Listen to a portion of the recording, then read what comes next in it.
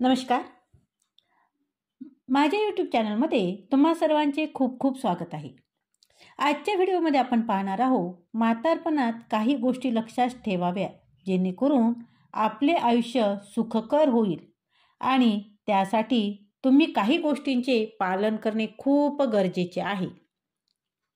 हा व्हिडिओ सर्वांनाच लागू आहे, कारण आता ऐकणारे तुम्ही तरुण असाल तर म्हातारपण ही निश्चितच आहे.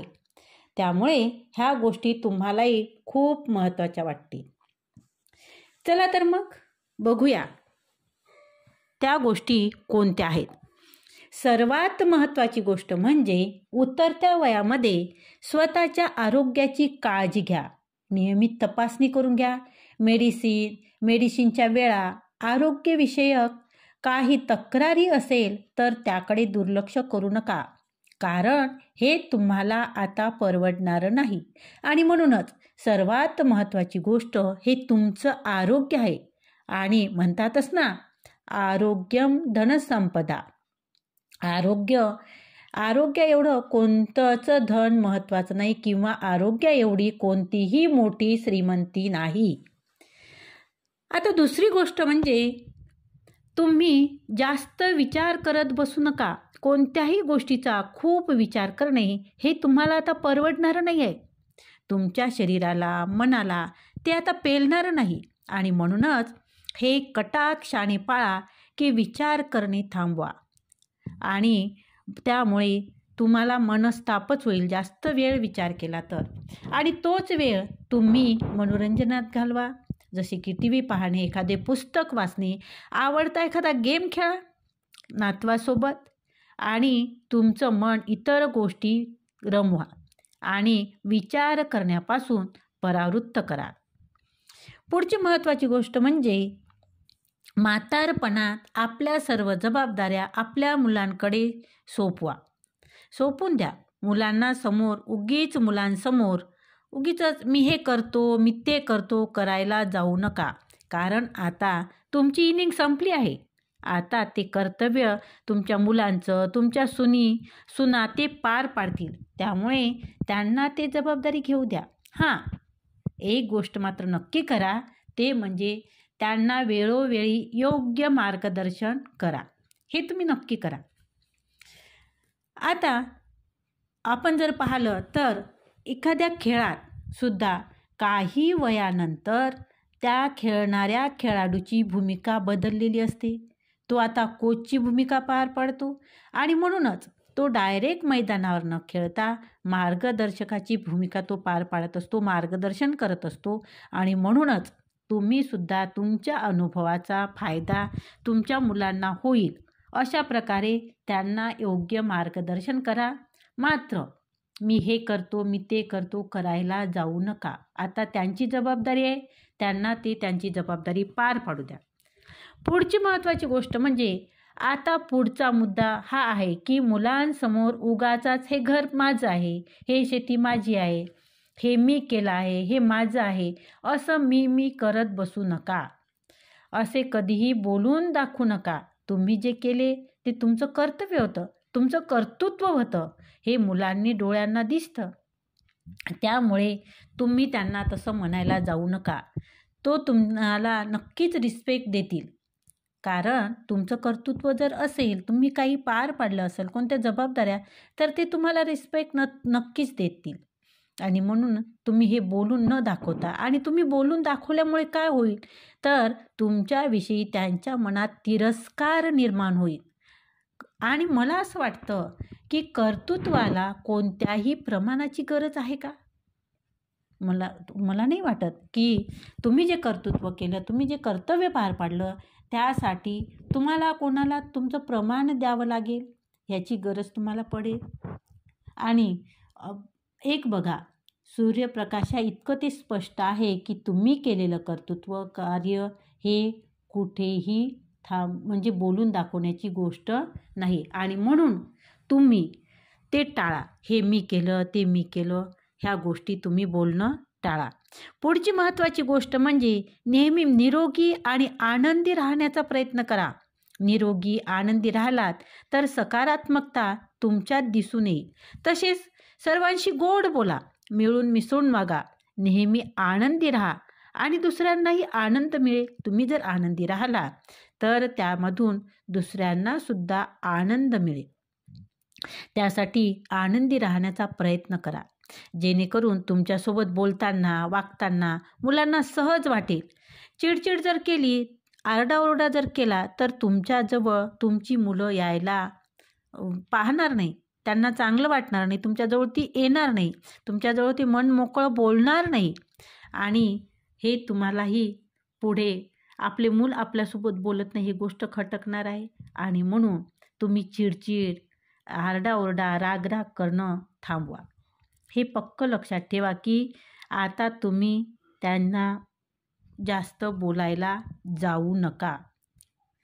तुम्ही त्यांना जास्त ओझं वाटायला नको किंवा त्यांना कंटाळा यायला नको, म्हणून तुम्ही रागराग करणं किंवा चिडचिड करणं थांबवा. आनंदी राहा, आनंदाने बोला, प्रेमाने बोला. पुढची महत्त्वाची गोष्ट म्हणजे आता तुम्हाला वेळ राहतो, त्यामुळे त्या वेळेचा तुम्ही सदुपयोग घ्या. देवाचे नामस्मरण करा किंवा एखादा छंद जोपासा किंवा मनोरंजनात्मक गोष्टी करा. उगाच मुलांची, सुनींची किंवा इतर कोणाची निंदा करत बसू नका. त्यामुळे तुमच्याबद्दल त्यांच्या मनात गैरसमज तर होतीलच, परंतु एक निगेटिव्हिटी मनात निर्माण होईल. म्हणून हे कटाक्षाने टाळा. आणि तसेच तुमचे मित्र मैत्रीण कोणाची निंदा करत असेल तर तुम्ही तो विषय टाळा आणि सकारात्मक विचार करायला सुरुवात करा. पुढची महत्त्वाची गोष्ट म्हणजे घरातील कोणताही सदस्याविषयी जास्त पर्सनल गोष्टीबद्दल बोलू नका किंवा त्यांच्या पर्सनलमध्ये तुम्ही ढवळाढवळ करायला जाऊ नका. त्यामुळे तुमच्याविषयी त्यांच्या मनात चीड निर्माण होईल. तसेच घरात जे लहान सदस्य असतील त्यांना त्यांच्या यशस्वी जीवनाबद्दल तुम्ही मार्गदर्शन नक्की करा. जे तुमच्या अनुभवातून तुम्ही काही गोष्टी शिकलात त्याबद्दल त्यांच्याशी बोला, त्यांना मार्गदर्शन करा. कारण तुम्ही त्यांच्यापेक्षा 4 उन्हाळे पावसाळे जास्त पाहिलेले असतात, म्हणून तुमच्या अनुभवाचा त्यांना नक्कीच फायदा होईल. आता हे आणखीन महत्त्वाची गोष्ट म्हणजे तुम्ही नियमित सकस आहार घ्या. उगाचाच तरुण लोकांनी पिझ्झा बर्गर घेतलं म्हणून तुम्ही ते खायला जाऊ नका, कारण ते तुम्हाला पचणार नाही. मसालेदार चमचमीत पदार्थ, कारण आता तुमच्या शरीराची कार्यक्षमता हळूहळू कमी झालेली असते आणि त्यामुळे तुमच्या शरीरावर, तब्येतीवर त्याचा परिणाम होतो. म्हणून तुम्ही ते जास्त खायला जाऊ नका. आता म्हणतात ना, आवडत्या जिलेबीच्या आग्रहाला निग्रहाने नाही म्हणा आणि तेच तुमच्यासाठी योग्य आहे. तुम्ही आता आजी आजोबा झालेले आहात, तर नातवंडांना योग्य संस्कार होतील अशा गोष्टी आठवणीने सांगा. त्यामुळे तुमचा वेळ आनंदात जाईल आणि तुमच्यात जे जिव्हाळा निर्माण होईल, नातू आजी आजोबा ह्यामध्ये अधिक जिव्हाळा निर्माण होईल. तुमचं नातं अधिक घट्ट होईल, दृढ होईल आणि त्यामुळे नातवावर चांगले संस्कारसुद्धा होतील आणि त्याचबरोबर तुमचा वेळ किती छान जाईल, नाही का? पुढची महत्त्वाची गोष्ट म्हणजे वृद्धापकाळात मन प्रसन्न ठेवणे हे खूप महत्त्वाचे आहे. जास्त विचार करणे, टेन्शन घेणे टाळा. त्यामुळे तुम्हाला चिडचिड होईल आणि आरोग्यावर त्याचा विपरीत परिणाम होतो. म्हणून शक्यतो छान गोष्टी ऐका, गाणी ऐका, भजन ऐका, नामस्मरण करा, परंतु मन प्रसन्न ठेवण्याचा मात्र प्रयत्न करा. आता रागावर कंट्रोल करायला शिका. राग करू नका, जास्त चिडचिड करू नका. तुमच्या मनाविरुद्ध होत असेल तर ते गोड शब्दात सांगण्याचा प्रयत्न करा, पण जबरदस्ती कोणावरही करू नका. पण खरोखरच काही चुकीचं घडत असेल तर मात्र खडसावून योग्य शब्दात त्यांना त्याची समज द्या, त्यांना योग्य मार्ग दाखवा. हे मात्र तुम्ही नक्की करा.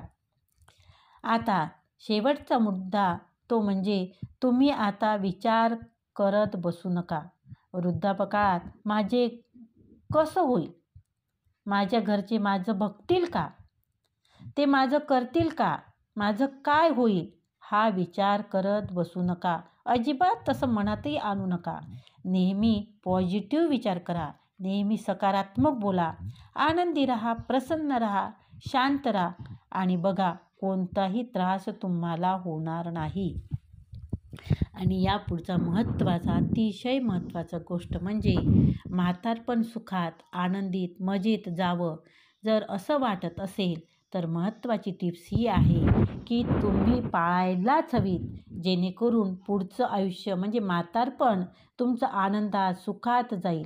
आता तुम्ही कोणी रिटायर्ड असाल, कोणी शेतकरी असाल अथवा व्यापारी असाल, म्हातारपण हे येणारच आणि म्हातारपणात सुखाने जगण्यासाठी तुम्ही तुमची आर्थिक बाजू ही मजबूत करून ठेवायला हवी, जेणेकरून तुम्ही त्यांच्यावर ओझं बनणार नाही किंवा भार वाटणार नाही. शेतकरी असाल तर शेती तुमच्या नावावर ठेवा, तुमच्यानंतर पत्नीला मिळेल. व्यापारी जर असाल तर बँक बॅलेन्स FD करून ठेवा आणि नोकरदार असाल तर तुमच्या पैशाचे योग्य प्रकारे नियोजन करा, जेणेकरून तुम्हाला म्हातारपणात मुलांकडे हात पसरावा लागणार नाही. आणि हे अतिशय महत्त्वाचं आहे. पैशाशिवाय कोणतीच गोष्ट या जगात घडत नाही. तुम्ही तुमच्या जमापुंजी मुलांकडे देऊन टाकली आणि मोकळी व्हाल तर तेच तुमचे हाल करायला कमी करणार नाही. आणि म्हणून हे अतिशय महत्त्वाची गोष्ट म्हणजे तुमची आर्थिक बाजू ही तुम्ही तुमची मजबूत करा, जेणेकरून तुम्हाला तुमच्या आर्थिक बाजूने तुम्हाला तुमच्या गोष्टी ज्या आहे त्या तुम्हाला योग्य प्रकारे करता येतील. तर ह्या काही महत्त्वाच्या टिप्स होत्या.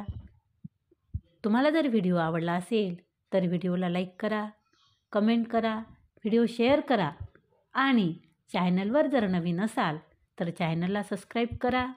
आणि तुमच्या आयुष्यासाठी खूप खूप